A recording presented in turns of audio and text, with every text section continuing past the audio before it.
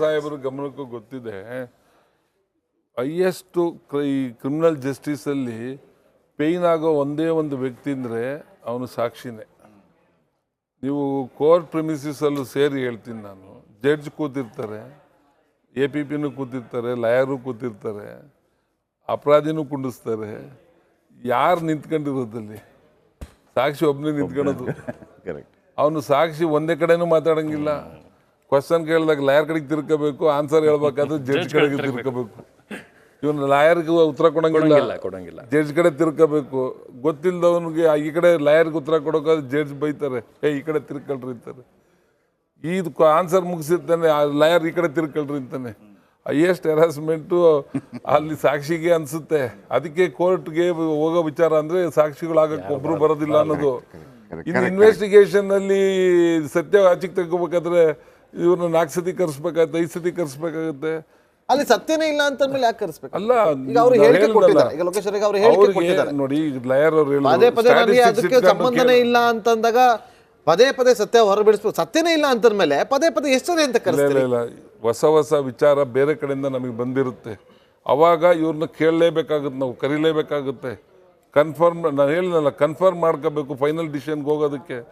ಕೊನೆಗೆ ಎಕ್ಸ್ಟೆಂಟ್ ನಾವು ಹೇಳಿದ್ರಲ್ಲಿ ಕನ್ಫ್ರಂಟ್ ಮಾಡ್ತೀವಿ ಅಂತ ಈಗ ಹಂತಕ್ಕೆ ಹೋಗೋಷ್ಟರಲ್ಲಿ ಅವ್ರು ಮಾನಸಿಕವಾಗಿ ಹೋಗಿರ್ತಾರೆ, ಅದು ಮೆಂಟಲಿ ಸ್ಟ್ರೆಸ್ ಆಗೋಗಿರ್ತಾರೆ. ಏನಪ್ಪ ನಾನು ತಪ್ಪು ಮಾಡಿಲ್ಲ ಅಂದ್ರೂ ಕೂಡ ಇವರು ಪದೇ ಪದೇ ಪ್ರಶ್ನೆ ಮಾಡ್ತಾನೆ. ಈಗ ಅದೇ ಸಮಸ್ಯೆಗೆ ಇನ್ವೆಸ್ಟಿಗೇಷನ್ ನಲ್ಲಿ ಅದೇ ಪ್ರಾಬ್ಲಮ್ ಎದುರಿಸ್ತಾರೆ. 60 ದಿವಸ ಅಂತ ಕೆಲವು ಕೇಸಸ್ಗೆ, 90 ದಿವಸ ಅಂತ ಕೆಲವು ಕೇಸಸ್ಗೆ ಯಾಕೆ ಮಾಡಿದ್ದಾರೆ ಅಂದ್ರೆ, ವರ್ಷ ಎಲ್ಲ ಹಿಡ್ಕೊಂಡು ಇವ್ರನ್ನ ಉಜ್ಜಬಾರ್ದು, ಅದು ಮಾಡಬಾರ್ದು. 45 ದಿನಕ್ಕೆ ಬಂದಿದೆ, 90 ದಿವಸ ಹೇಳಿದ್ದು. ಅದಕ್ಕೇನೆ ಪ್ರಾವಿಷನ್ ಅಲ್ಲಿ ಡೇಸ್ ಫಿಕ್ಸ್ ಮಾಡೋದು ಅದಕ್ಕೇನೆ. ಸೊ ಹಂಗಿದ್ದ ಆ ಡೇಸ್ ಅಲ್ಲಿ ನಾವು ಮಾಡ್ಲೇಬೇಕು. ಇದು we are suppose to do it. ಅದನ್ನ ನೀವೇ ಮಾಡ್ರ ಕಾನೂನು, ಅದು ನೀವೇ ಜನಪ್ರತಿನಿಧಿಗಳು ನೀವೇ ಮಾಡ್ರ ಕಾನೂನು. ನಾವು ಮಾಡ್ರ ಪೊಲೀಸ್ ಅವ್ರು ಮಾಡಿರೋದಲ್ಲ ಇದು. ಸರ್, ನೀವು ಹೇಳಿದ್ದು ನಿಜವಾಗ್ಲೂ ಒಬ್ರು ಪೊಲೀಸ್ ಆಫೀಸರ್ ಅಥವಾ ಲಾಯರ್ ಜೊತೆ ನನಗೆ ಇದು ಮಾತಾಡಿದ್ದು ನಂಗೆ ನಿಜವಾಗ್ಲೂ ತುಂಬ ಒಳ್ಳೆಯದು ಇವತ್ತು. ಬಿಕಾಸ್ ಈ ಪ್ರೋಗ್ರಾಮ್ನ ತುಂಬ ಜನ ಅಂತೂ ನೋಡ್ತಾ ಇರ್ತಾರೆ.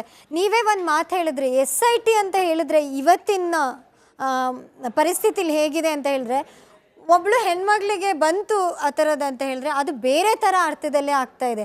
ನಾವು ಫಸ್ಟು ಫ್ಯಾಮಿಲಿನ ಕನ್ವಿನ್ಸ್ ಮಾಡ್ಕೋಬೇಕು. ಆಮೇಲೆ ಅದು ಗೊತ್ತಾಗಿ, ಈಗ ಹೊರಗಡೆ ನಾನು SITಗೆ ಬಂದಾಗ ನನಗೆ ಗೊತ್ತಿರೋ ಅಷ್ಟು ಜನನೂ ಬಂದಿದ್ದರು. ಈಗ ನನ್ನನ್ನು SIT ಕರಿತಿದ್ದಾರೆ ಅಂದರೆ ಅದು ಆರೋಪಗಳು ಏನಿದೆ ಅದು ತುಂಬ ಗಲೀಜಿದೆ. ಸೊ ನಾವು ಇಂಥದ್ರಲ್ಲಿ ಬರುವಾಗ ನಮಗೆ ನಮ್ಮ ಮೇಲೇನೋ ನಮ್ಮ ಫ್ಯಾಮಿಲಿಗಳು ಇರ್ತಾರೆ ಸರ್. ನಮ್ಮ ಫ್ಯಾಮಿಲಿ ಈಗ ಪದೇ ಕೇಳುವಾಗ ಏನಿದು ಅನ್ನೋದು ಎಲ್ಲರಿಗೂ ಆಗತ್ತೆ ಅಲ್ವಾ?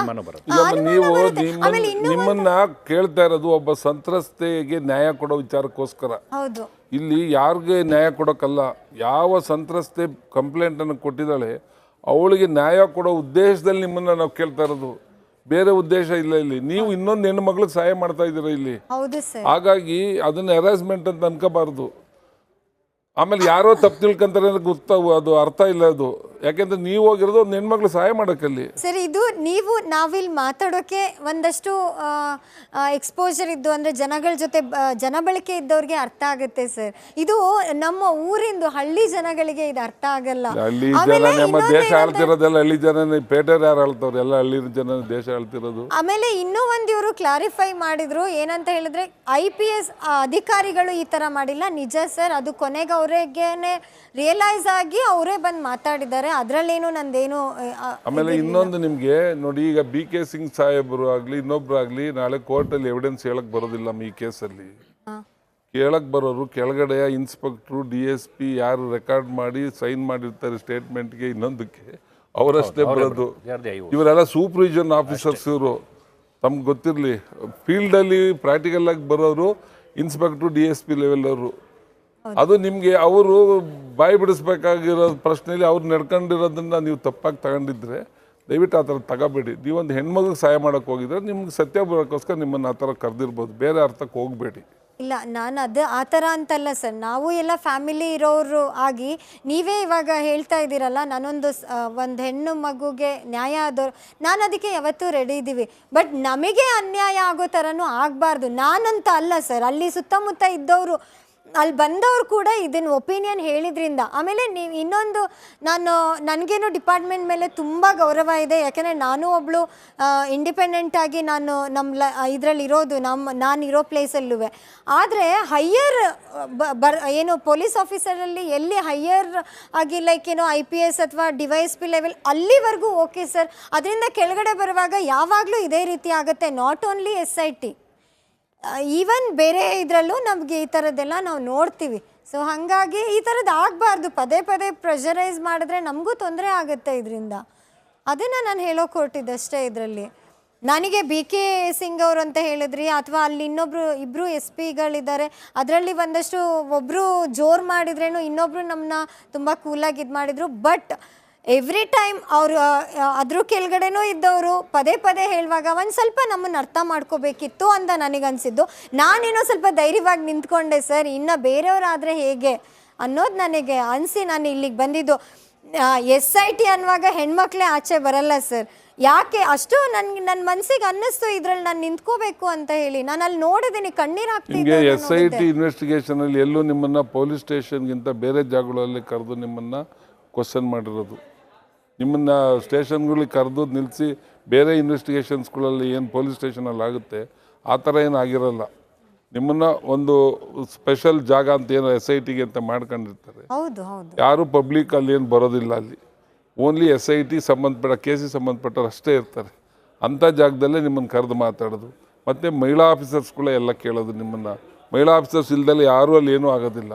ಸೊ ಆವಾಗ ಏನು ಕ್ವಶನ್ಗಳು ಕೇಳಿರ್ತಾರೆ, ಕೇಳಬಾರ್ದು ಅನ್ನೋದನ್ನು ಎಲ್ಲರೂ ಯೋಚನೆ ಮಾಡ್ತಾರೆ. ಒಬ್ಬ ಲೇಡಿ IPS ಆಫೀಸರ್ಸು ಮತ್ತೊಬ್ಬರು ಕೂತಾಗ ಒಬ್ಬ ಯಾರೇ ನನ್ನಂಥ ACPನೋ ಇನ್ನೊಬ್ಬ ಇನ್ಸ್ಪೆಕ್ಟ್ರು ಏನೇನೋ ಕೇಳೋಕ್ಕಾಗೋದಿಲ್ಲ, ಕೆಟ್ಟದಾಗಿ ವಿಚಾರಗಳು ತರೋಕ್ಕೆ ಆಗೋದಿಲ್ಲ.